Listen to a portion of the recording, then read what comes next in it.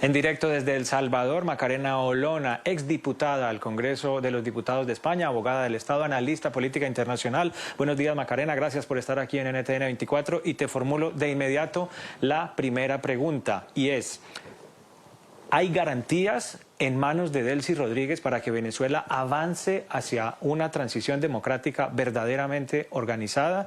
Y de una vez, yo te lo planteo porque estás allí en El Salvador, cuando Maduro termine de ser juzgado y condenado, ¿tendría cupo en el CECOT, en la cárcel que tiene Bukele allí en El Salvador? Bienvenida, Macarena. Muy buenos días y siempre es un placer estar con ustedes en el Canal de las Américas. Un abrazo enorme desde San Salvador. Fíjese, en todos los análisis que se están realizando en este momento sobre este hecho histórico que hemos vivido al inicio del año, la captura por fin del narcoterrorista Nicolás Maduro, hay un elemento clave que no se está poniendo en valor y que ahora podemos contar. Y para mí es un privilegio hacerlo precisamente desde El Salvador. Sin la intervención decisiva del presidente Nayib Bukele y El Salvador, la caída de Maduro no habría sido posible. Y voy a ponerles en antecedentes. Toda esta operación se inicia en julio de 2025 y hay una publicación del presidente Nayib Bukele cuando concluyen las negociaciones que permitieron un intercambio entre los 248 terroristas venezolanos del Tren de Aragua, que teníamos aquí alojados en el CECOT, y los presos políticos que tenía secuestrados Maduro en Venezuela, entre ellos todos los rehenes norteamericanos. En ese momento, gracias a las extraordinarias relaciones entre Trump y el presidente Nayib Bukele personalmente, Maduro pensó que había salido exitoso de su negociación porque había conseguido recuperar a esos 248 terroristas venezolanos del Tren de Aragua que Estados Unidos había deportado desde Estados Unidos hasta El Salvador para que fueran ingresados en el CECOT. Maduro pensó que eso había sido un éxito en su negociación, pero no se dio cuenta en ese momento, y la jugada de ajedrez política fue extraordinaria con la intervención de Nayib Bukele. No se dio cuenta en ese momento que perdía el único y principal escudo protector que Maduro tenía a su disposición, los rehenes norteamericanos. En ese momento, Maduro perdió su principal elemento de fuerza frente a la decisiva voluntad del presidente Trump de acabar con la narcodictadura terrorista que se había alojado en Venezuela desde hace ya casi 3 décadas.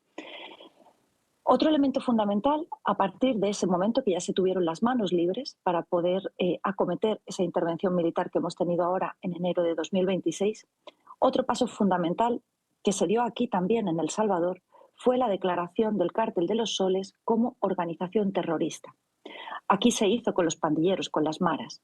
Desde ese momento, Nicolás Maduro, que no había sido reconocido como presidente legítimo porque robó unas elecciones, desde ese momento, Nicolás Maduro pasó a ser considerado legalmente como el líder de un cártel terrorista y, por tanto, a Venezuela como una narcodictadura. Y eso es lo que permitió que, ejecutándose la orden que comentabais con anterioridad del Departamento de Justicia de Estados Unidos en la causa abierta desde 2020 y mantenida reservada, secreta hasta este momento, eso es lo que permitió esa intervención militar de Estados Unidos en suelo venezolano, que desde luego no infringe el derecho internacional. Aunque la gran pregunta no es si Estados Unidos ha violado el derecho internacional, la gran pregunta para mí, sin lugar a dudas, es dónde ha estado la comunidad internacional durante estas 3 últimas décadas que han tenido al pueblo venezolano absolutamente abandonado, con unas cifras terroríficas: 8 millones de exiliados, más de 300.000 ejecuciones violentas. Tenemos un gran día para la democracia con la caída de Maduro, y sin la intervención decisiva de El Salvador y del presidente Nayib Bukele no habría sido posible. Ahora la siguiente cuestión. En el CECOT, Maduro tendría el destino de por vida que merece. Porque, como bien comentabais, que ahora la cárcel donde está alojado en territorio estadounidense se conoce como el infierno, eso no es un infierno. Infierno es el helicoide. Y desde luego el CECOT tampoco es un infierno. Yo he tenido la oportunidad, tengo el privilegio de ser la única extranjera que ha visitado el CECOT en 2 ocasiones, la última hace tan solo unas semanas. No es un infierno y se respetan absolutamente todos los derechos humanos. Pero que Maduro esté ingresado en lo que yo califico como el símbolo mundial de la lucha contra el crimen organizado, el CECOT en El Salvador, y que su destino sea de por vida frijoles y arroz en unas condiciones que son las que merece, que es respetándose sus derechos humanos, que no tenga el más mínimo privilegio, es algo que los demócratas en el mundo y particularmente los venezolanos libres están estarán celebrando. Si llegamos a ver esa fotografía, que yo espero algún día poder mostrarles personalmente, visitando nuevamente el CECOT, pero teniendo un nuevo interno, junto con los pandilleros salvadoreños, que ahí está Nicolás Maduro, y otros que tienen que seguirle. Y espero que sean, entre ellos, colaboradores españoles.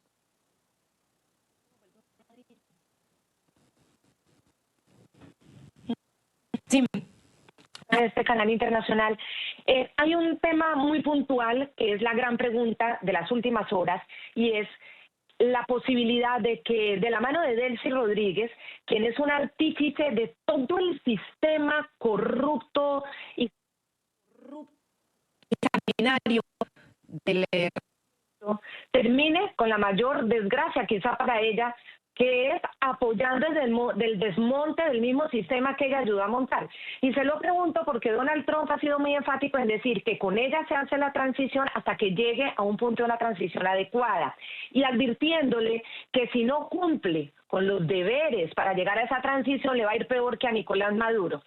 Entonces, muchos hoy están muy preocupados, y en Caracas, a pesar de que hay una gran, enorme felicidad y celebración por la captura de Maduro, aún quienes han realizado, los ejecutores de toda la represión, que son Diosdado Cabello, Delcy Rodríguez, Vladimir Padrino, están controlándolo todo, según Donald Trump, atendiendo las indicaciones de los Estados Unidos. ¿Usted cómo está analizando este tránsito de estas horas tras la captura de Nicolás Maduro, que está en este momento así, con ellos intactos ahí en Venezuela, Nicolás Maduro comenzando ya a vivir los rigores de como lo vive cualquier criminal que es capturado, pero con este aparato todavía vivo en Venezuela y, según la administración Trump, atendiendo las indicaciones de esa administración Trump? ¿Cómo lo está analizando usted? ¿Cómo está viendo esa posibilidad de que Delcy realmente sea el instrumento de Estados Unidos para que se haga esta transición coordinada y sin anarquía? Fíjese, aquí voy a hablar de un nombre propio que es protagonista indiscutible, el secretario de Estado Marco Rubio. Creo que está llevando a cabo una estrategia brillante. Si brillante fue la estrategia de Nayib Bukele en esa negociación que permitió que Maduro se quedase sin su escudo protector, que eran los rehenes estadounidenses, ahora iniciamos lo que se está conociendo como la transición. Y la estrategia de Marco Rubio me parece particularmente que está siendo brillante. Delcy Rodríguez es un mal menor, es un instrumento. Y está absolutamente atada en corto, porque Trump no ha podido ser más explícito y más claro, lo acaban ustedes de reproducir, cuando ha señalado en rueda de prensa ante los medios de comunicación que ya ha hablado con Delcy Rodríguez y que desde luego el destino que le espera será peor que el del propio Maduro si no sigue todas y cada una de las indicaciones que se le van a dar desde Estados Unidos. Ahora mismo no tenemos ningún indicio que nos haga negar lo que está afirmando Trump, que es que Venezuela está bajo el control de Estados Unidos. Hemos de tener en cuenta que el régimen chavista no nació en un día, ¿verdad? Esto estamos claros. Se aprovecha precisamente la tragedia de Vargas en 1999, una tragedia natural, para ir desmontando poco a poco, a lo largo de 2 décadas, lo que fue uno de los países más ricos del mundo por sus propias riquezas naturales, y aniquilar y acabar, como ha acabado sucediendo, con la democracia en Venezuela. Si el régimen chavista no nació en un día, sino que se inicia con la tragedia de Vargas en 1998, previamente habían sido las elecciones donde resulta electo Hugo Chávez, el desmantelamiento de ese régimen chavista tampoco puede ser inmediato. ¿Qué más nos gustaría? Pero hay que ir a la realidad inmediata. Y la realidad inmediata de la que estamos hablando es qué pasa al día siguiente de haber capturado, por mor de la ejecución de esa orden de captura del Departamento de Justicia de Estados Unidos, qué pasa al día siguiente de la caída de Nicolás Maduro. La realidad, por más que nos duela, porque nos gustaría que fuera distinta, es que la oposición en Venezuela, primero, ni está unida, y segundo, y lo más importante, no tiene el control de las estructuras que dominan Venezuela. Fundamentalmente, no tiene el control de la Fuerza Armada Nacional Bolivariana.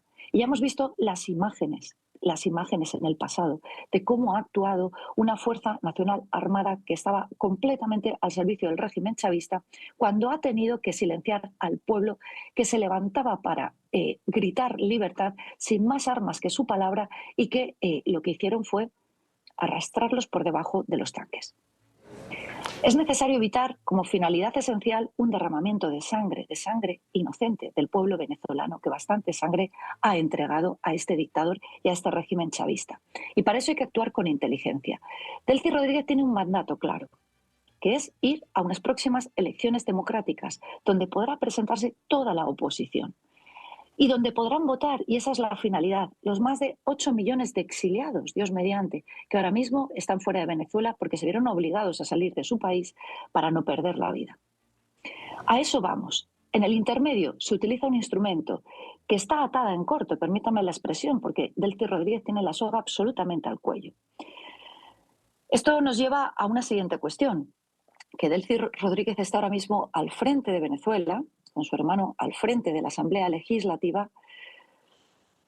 Para mí supone un alivio para determinadas personas, algunas de ellas muy destacadas en España, como el expresidente Rodríguez Zapatero, que deben de tener la sensación que mientras Delcy Rodríguez no caiga, ellos no van a caer. Porque veremos el alcance de la declaración de Nicolás Maduro, para quien, yo lo he dicho desde el primer momento, no tengo ninguna duda que va porque es un sapo, va a hablar y va a intentar llegar a un acuerdo para reducir al máximo posible su pena o las condiciones en que va a cumplirla. Pero Delcy Rodríguez ha sido una pieza fundamental, qué duda cabe, de la narcodictadura y sobre todo de esa financiación de una estructura internacional que incluye el Grupo de Puebla, el Foro de Sao Paulo y que ha conseguido implementarse e introducirse en otros países, entre ellos Colombia. Mucho cuidado con Colombia.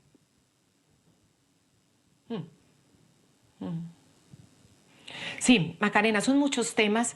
El tema de ¿a quién tocará en todas estas declaraciones y en toda esta cooperación? ¿Qué delatará? Obviamente es otra de las grandes expectativas. El papel de Delcy, como dices, con la soga al cuello, no está libre, pero ellos han sido sistemáticamente criminales, organizados. No sabemos cómo va a ser en estos días su reacción.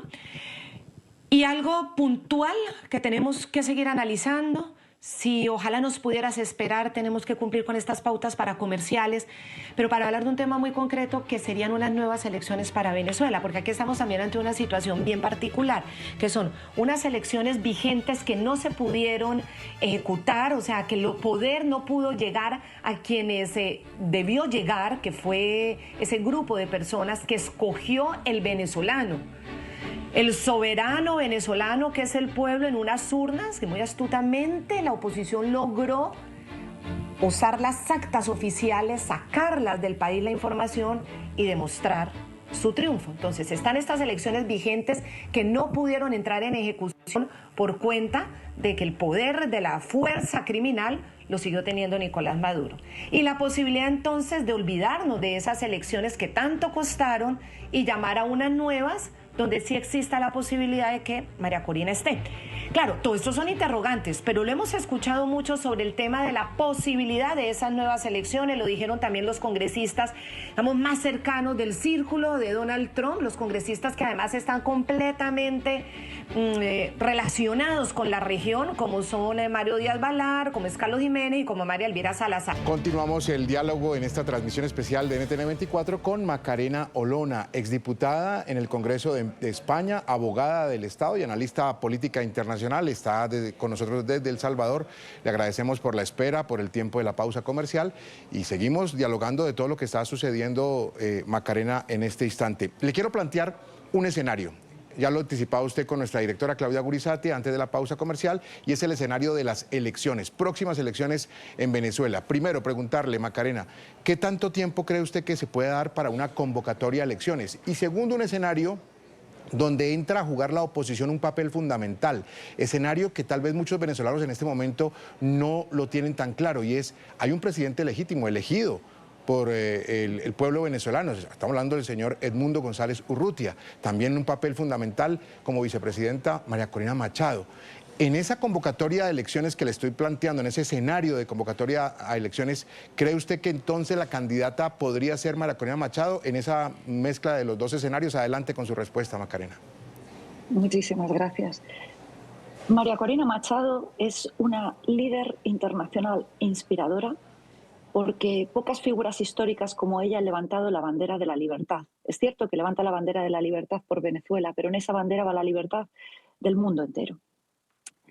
Tanto el propio Trump como Marco Rubio han expresado su cariño y admiración hacia María Corina, pero han sido muy claros. No tiene el control. Y esta es la dura realidad que ahora mismo tenemos en Venezuela. No tiene el control de Venezuela. Con lo cual, ahora mismo, colocarla en el Palacio de Miraflores con Edmundo González supondría ir a un choque que no es muy difícil aventurar cuál va a ser el resultado. Un derramamiento de la sangre, de más sangre del pueblo venezolano. Si María Corina y Edmundo González tuviesen el control de Venezuela, luego de la celebración de las pasadas elecciones presidenciales en julio de 2024, habrían entrado al Palacio de Miraflores. Y todos conocemos cuál ha sido la realidad, que es que Nicolás Maduro se robó esas elecciones que tuvieron que celebrarse en las condiciones que se celebraron, entre otras cosas sin que pudieran votar esos exiliados venezolanos que se encuentran en el exterior.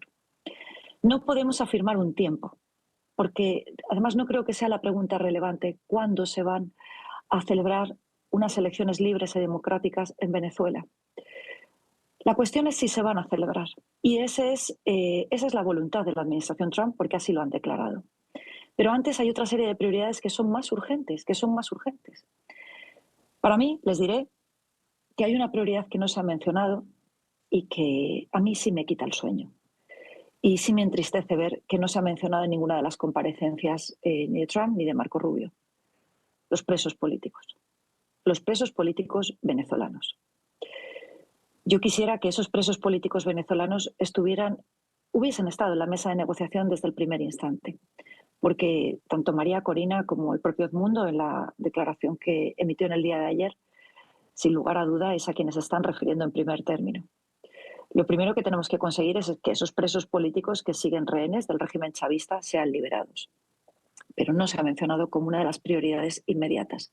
Sí se ha mencionado el petróleo, sí se ha mencionado por parte de Trump el tener acceso a todos los recursos de Venezuela, no exclusivamente el petróleo. Y como ustedes bien han dicho con anterioridad, cada palabra de Trump cuenta porque es un gran empresario de éxito y ni su tiempo ni sus palabras las emite gratuitamente. No le gusta perder el tiempo y es un gran negociador.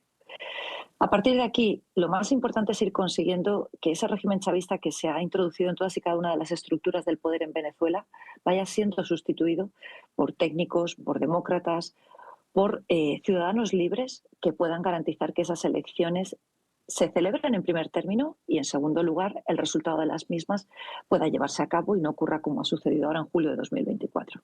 Porque eso nos lleva a más frustración del pueblo, que ya merece, ahora se ha llevado una gran alegría al pueblo venezolano con la caída de Maduro, pero ahora merece de verdad el ir viendo resultados que no serán a corto plazo, pero vamos a trabajar, esperemos que todos los demócratas podamos aportar para que sean a un medio plazo. Y reitero, Macarena, mira, para que sigamos hablando, tenemos ya señal en directo de la sesión. Tenemos señal en directo de la sesión de la ilegítima Asamblea Nacional Venezolana, que en este momento está recibiendo a Delcy Rodríguez, seguramente para darle juramentación, para que asuma el poder de manera transitoria en Venezuela. Vamos a ver qué ocurre con eso, pero quiero compartir además que en la noche de atrás, Delcy Rodríguez hizo una declaración ya no tan enardecida, ya aparentemente cambiando de tono. No termina de estar claro cuál es el papel que ella jugará en la transición democrática, pero mediante un mensaje en redes sociales, leamos esto textualmente, Delcy Rodríguez formulaba una propuesta al gobierno de Trump. Decía: extendemos la invitación al gobierno de Estados Unidos a trabajar conjuntamente en una agenda de cooperación orientada al desarrollo compartido en el marco de la legalidad internacional y fortalezca una convivencia comunitaria duradera. Eso decía Delcy Rodríguez en redes sociales al tiempo que sesionaba un consejo de ministros encabezado por ella en Miraflores, consejo de ministros en el cual también estaban, allí tienen ustedes las imágenes, Vladimir Padrino López y Diosdado Cabello, es decir, los otros capos buscados por Estados Unidos. Esto resulta un poco desconcertante para la opinión pública. Seguimos con la señal en directo desde la Asamblea Venezolana, ilegítima, controlada por el madurismo, pero para preguntarte, ¿qué ánimo puede tener el ciudadano venezolano hoy cuando ve a la señora Delcy Rodríguez tomando posesión, aunque sea en calidad de encargada, y a su lado a Padrino López y a Diosdado Cabello, nada más y nada menos, Macarena? Así mismo es. Bueno, al pueblo venezolano no hay que explicarle la realidad de Venezuela. La conocen muchísimo mejor y la han sufrido muchísimo más que cualquier otro que estemos comentando sobre ella. Saben perfectamente que dentro del régimen chavista había tres grandes patas de poder. Desde la administración Trump se ha negociado con todas y cada una de esas patas. Finalmente ha sido Delcy Rodríguez quien ha traicionado a Maduro y ha permitido su captura, porque no tengamos ninguna duda que otro elemento esencial para la caída de Maduro ha sido el que Delcy Rodríguez pudiera traicionarle, le haya traicionado como así ha sido, no tengamos ninguna duda. Las otras dos patas que ahora se sientan al lado de Delcy Rodríguez en ese Consejo de Ministros son patas a las que también se tocó desde la administración Trump, patas de poder del régimen chavista, pero que no han sido confiables y no se consiguió llegar a un acuerdo para poder hacer lo que se está haciendo en este momento. Primero, descabezar el régimen chavista, capturando a Nicolás Maduro y a su esposa y llevándole ante la justicia de Estados Unidos por orden de ejecución de captura del Departamento de Justicia de Estados Unidos. Y a partir de ahora, realizar esa transición que evite el derramamiento de sangre y que permita que Venezuela pueda recuperar su libertad.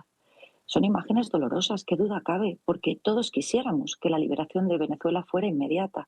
Yo particularmente, a quien quisiera ver en ese Consejo de Ministros, es a María Corina Machado, a quien el régimen chavista le robó la candidatura presidencial, no le permitió presentarse como candidata, pero es la que tiene la legitimidad moral, y Edmundo González la legitimidad legal. Tenemos que tener paciencia.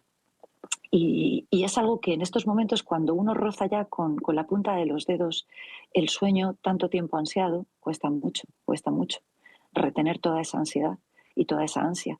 Pero es necesario para que no haya un derramamiento de sangre, porque la transición no puede ser de cualquier manera.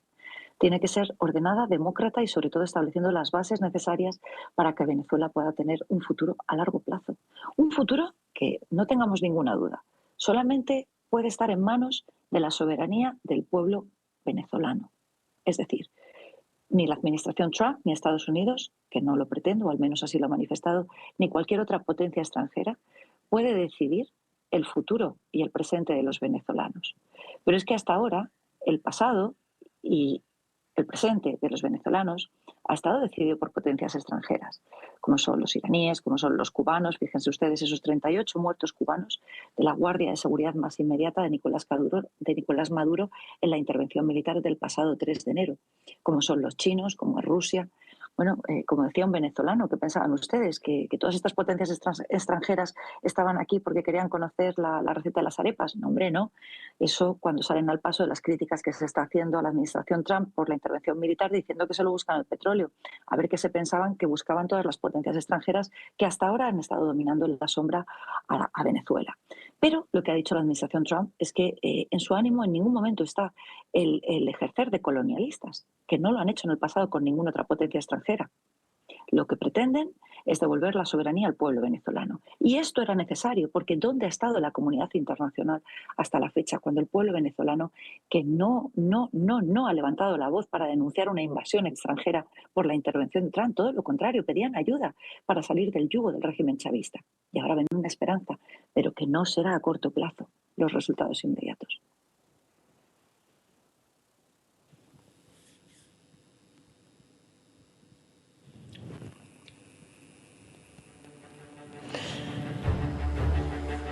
Me piden que vayamos a otro corte en este momento.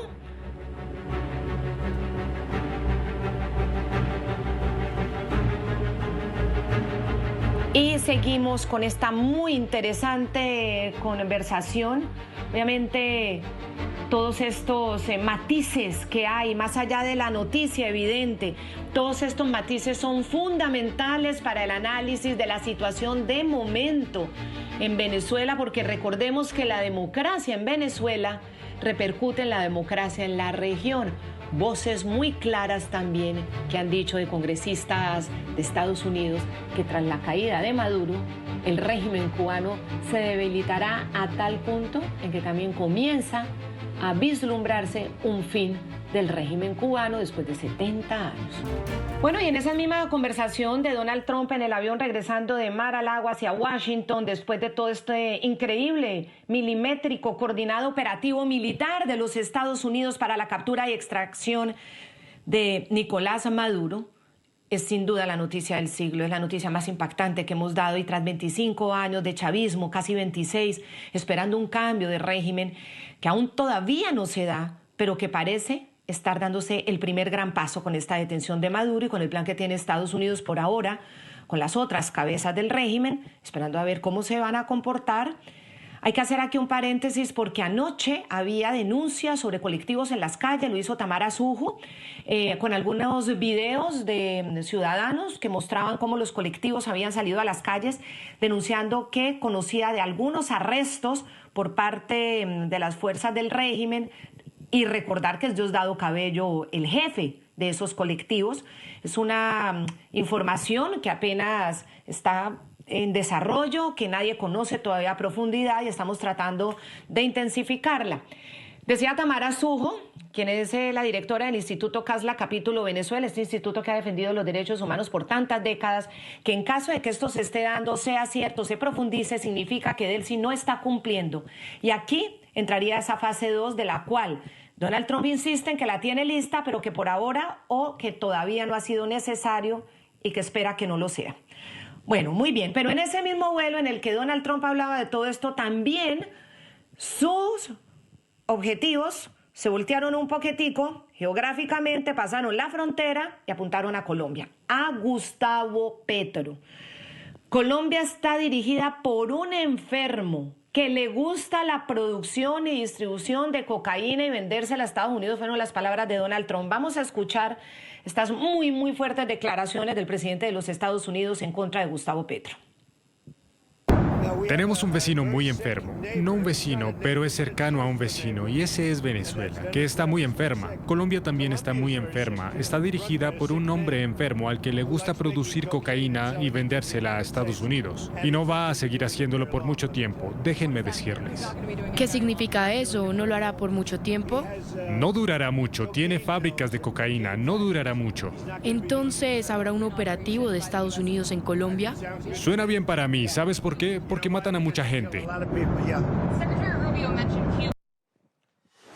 Y miren esto, en sus reacciones iniciales tras estas nuevas declaraciones y advertencias, Gustavo Petro escribió extensos mensajes, varios, en redes sociales defendiendo a Maduro y cuestionando a Donald Trump. Además, anunciando que retomaría las armas. Petro, aquí algunos apartes. En primer lugar, decía Petro, no es si Maduro es bueno o malo, ni siquiera si es narcotraficante. En los archivos de la justicia colombiana, después de medio siglo de lidiar con las mafias más grandes de la cocaína, no aparecen los nombres de Nicolás Maduro ni de Cilia Flores, eso dice Petro. Y en otro pedazo, en otro trozo de su mensaje, Petro expresa lo siguiente: por eso rechazo profundamente, dice Petro, que Trump hable sin conocer. Mi nombre en 50 años no aparece en los archivos judiciales sobre narcotráfico, ni de antes ni del presente. Deje de calumniarme, señor Trump, dice Petro. Así no se amenaza a un presidente latinoamericano surgido de la lucha armada y después de la lucha por la paz del pueblo de Colombia. Y aquí viene un asunto adicional. Petro en sus escritos volvió a decir que el jaguar despertaría, como viene diciendo él. Dice, no soy ilegítimo, ni soy narco, solo tengo como bien mi casa familiar que aún pago con mi sueldo. Mis extractos bancarios han sido publicados. Nadie pudo decir que he gastado más que mi sueldo. No soy codicioso. Y finalmente, ojo a esto, Claudia y televidentes, escuchen bien lo que Petro escribe en redes sociales. Dice lo siguiente, escribe Petro en redes sociales tras su pasado guerrillero. Aunque no he sido militar, sé de la guerra y la clandestinidad, dice Petro. Juré no tocar un arma más desde el Pacto de Paz de 1989, pero por la patria tomaré de nuevo las armas que no quiero. Eso es lo que dice Petro en sus escritos en redes sociales esta mañana tras las nuevas advertencias de Donald Trump. Andrés, quizás ese es el elemento más preocupante y vale la pena volverlo a leer para que los televidentes lo puedan analizar con mucha calma. Y es ese párrafo de ese tuit puesto en la madrugada del día de hoy por parte de Gustavo Petro. Leo textual. Aunque no he sido militar, sé de la guerra y la clandestinidad. Juré no tocar un arma más desde el Pacto de Paz de 1989, pero por la patria, y dice textualmente, tomaré de nuevo las armas que no quiero.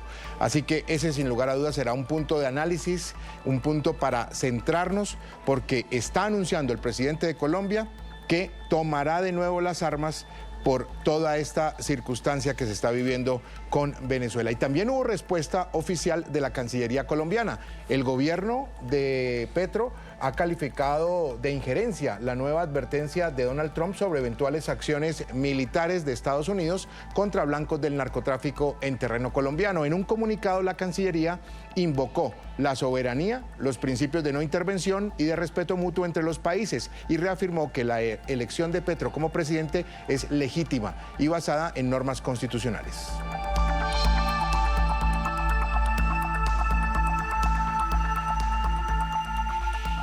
Él dice, no quiero volver a las armas, pero algo así como que me están obligando. Bueno, es que recordar que para estar en las armas no necesariamente hay que verlo cargando un fusil, simplemente hay que ver las cifras en Colombia, más de 700 municipios en poder de las organizaciones criminales. Ayer en un foro, del Centro Democrático, el principal partido de oposición a Gustavo Petro en Colombia y que ha sido de oposición a estas organizaciones criminales de manera muy consistente durante muchos años, estaba el expresidente Álvaro Uribe Vélez en este foro denunciando que son más de 700 los municipios en los que él y Paloma Valencia, quien es la precandidata del Centro Democrático a las presidenciales de Colombia, en este año, ya en este 2026, que serán muy pronto, más de 700 municipios no pueden hacer el ejercicio de la campaña política por la amenaza de esas organizaciones criminales. Esto durante el gobierno de Gustavo Petro. Él no ha tenido que ni irse a las armas, ni volver a decir que está en la guerrilla para que esto haya pasado en Colombia, porque como mandatario lo ha permitido. Muchos le atribuyen a que lo ha hecho a conciencia y se atribuye al pacto de la picota, que fue su compromiso, ese mensaje enviado a través de su hermano al principal lugar de detención de los criminales en Colombia en la campaña anterior para ofrecerles beneficios si él ganaba, beneficios que sí abiertamente han obtenido. Otros creen que es omisión o falta de eficacia como mandatario. Ahí están divididas las opiniones entre ¿por qué le atribuyen este crecimiento a las organizaciones criminales? Si ha sido un plan sistemático y organizado de Petro, ha sido simplemente producto de su ineficacia y de su falta de disciplina en muchos aspectos como mandatario. Yo eso no lo voy a decir ni lo voy a juzgar, pero ustedes conocen muy bien todas esas opiniones y los hechos del pacto de la picota lo hablan abiertamente. Y sí, él puede amenazar que vuelve a las armas, pero es que ha sacado la espada de Bolívar, ha sacado el eslogan de patria o muerte en todas sus manifestaciones y ha generado beneficios a los peores criminales de Colombia sin exigir que dejen de matar y que dejen de asesinar. Y mientras tanto, Colombia sumida en el peor caos de crisis de orden público en la historia del país. Aquí también lo podemos escuchar. Cambie, a mí no me amenace, aquí lo espero si quiere. No acepto invasiones, no acepto misiles, no acepto asesinatos, acepto inteligencia. Seguimos conversando desde San Salvador con la exdiputada del Congreso de España, Macarena Olona. Macarena, dentro de los puntos que mencionabas anteriormente está el capítulo Petro. Donald Trump se ha referido a Petro como un productor de cocaína, como un distribuidor de cocaína, y dice que es un tipo enfermo. En estas circunstancias que estamos viviendo tras una extracción de Nicolás Maduro, tras la posibilidad de que Nicolás Maduro cuente todo el apoyo que ha dado a sus aliados, ¿usted qué cree debe esperar Gustavo Petro? Fíjese, cuando ayer pude leer las publicaciones ya a altas horas de la noche aquí en el otro lado del Atlántico, en el hemisferio occidental de Gustavo Petro, me recordó cuando Nicolás Maduro, hace tan solo unas semanas, publicó un vídeo en el que aparecía gritando a Trump, vengan a por mí, aquí les espero en el Palacio Miraflores, cobardes. Yo creo que si algo podemos tener claro ya en este momento es que Trump no va de farol. Con lo cual, que Gustavo Petro esté amenazando con retomar las armas, que como bien estáis diciendo, igual no significa que él coja su fusil físicamente, pero es el comandante en jefe. Es el máximo mando de todas las Fuerzas Armadas en Colombia. Que el presidente de la Nación se atreva a publicar que si se ve obligado va a volver a coger las armas, que significa tanto como que va a mandar a las Fuerzas Armadas y policiales a tomar las armas, es algo extraordinariamente preocupante. El presidente Nayib Bukele afirma: el gobierno que no combate el crimen es porque es cómplice. Y esta frase no es un lema vacío de contenido, es una realidad que El Salvador ha demostrado. Porque en apenas 4 años el presidente Nayib Bukele, con voluntad, valentía y determinación política, ha conseguido transformar el que era el país más violento del mundo en función del número de personas asesinadas al día por cada 100.000 habitantes, transformar el país más violento del mundo en el país más seguro del hemisferio occidental, hoy más seguro que la propia Suiza. Ha demostrado que precisamente cuando el crimen es quien toma el control, y acá en El Salvador tengamos claro que más del 80% del territorio estaba dominado por los pandilleros, por las organizaciones terroristas de los maras. Cuando el Estado no toma el control es porque el gobierno del Estado, el gobierno de la nación, es cómplice del crimen. Algunos, ahora cuando celebramos la cumbre de defensa de derechos humanos aquí en El Salvador en el pasado mes de noviembre, donde también estuvo presente una delegación colombiana, algunos me replicaban: pero eso no tiene mérito, porque El Salvador es el país más pequeño del continente americano, con apenas una población de 6 millones de habitantes. No se puede replicar el modelo que yo defiendo, que es el modelo Bukele de seguridad, a países de tamaño como puede ser México, Colombia. Eso es absolutamente incierto, porque a mayor tamaño del país, mayor fuerza disponible.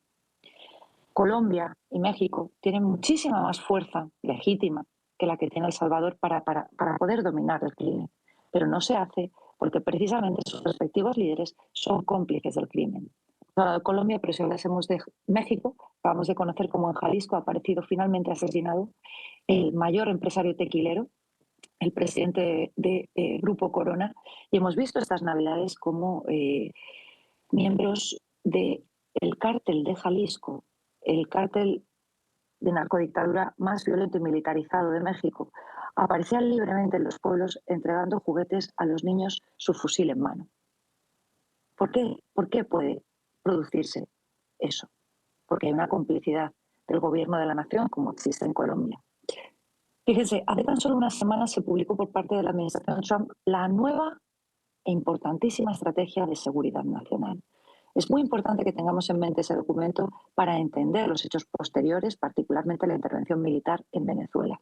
Cuando yo tuve oportunidad de examinar el documento, me alegró constatar que lo que hacía el presidente Trump era refrendar absolutamente la doctrina Bukele, que comporta una tolerancia cero con el crimen. Trump ha decidido dejar de lado por completo Europa, a la que considera perdida, y así se describe en el propio documento de estrategia de seguridad nacional, para centrarse en el hemisferio occidental con un propósito que nunca ha ocultado: hacer América grande otra vez.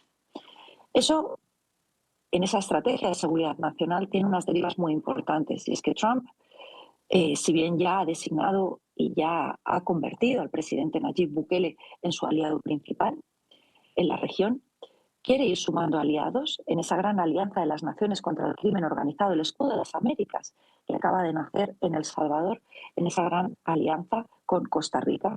Quiere ir creando otros aliados en la región que le permitan combatir el narcotráfico y el crimen organizado terrorista. Colombia no está entre esos aliados porque es precisamente cómplice de los narcoterroristas. Cuba, la misma situación. Y lo que a mí como española me duele profundamente es que en la posición que han adoptado los distintos países después de la detención de Nicolás Maduro, lo que haya hecho el gobierno de España haya sido emitir un comunicado, entre otros, conjunto con Colombia y con México, rechazando y condenando esa intervención militar en suelo venezolano, que lo que hace es permitir que el pueblo venezolano esté un poquito más cerca de su libertad. Macarena Olona, exdiputada española, abogada del Estado, analista internacional en San Salvador en este momento. Damos las gracias por tu presencia, por tu compañía.